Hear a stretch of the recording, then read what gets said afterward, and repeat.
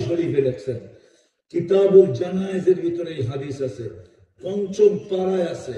যারা বুখারী পড়ায় ওরা জানে, যারা পড়ে ওরাও জানে।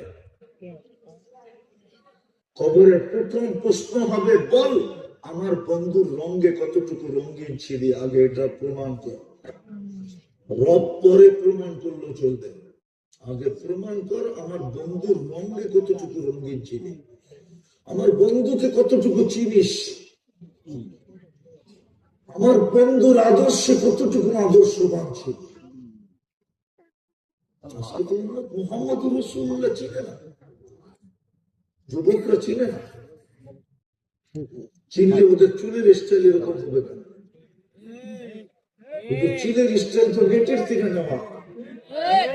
ওরা তো মুর্শিদপুরে 50 টাকা দিয়ে চুল কাটা যায়, ওরা 500 টাকা দিয়ে চুল কাটায়। জিজ্ঞাসা করে, ওরা ঈদের রাত্রে 1000 টাকা দিয়ে চুল কাটে। ওদের চুলের কোন ডিজাইন আমি বিদেশে দেখি নাই। আমি 103টা দেশ দেখছি, কিন্তু ওদের চুলের ডিজাইন দেখি নাই।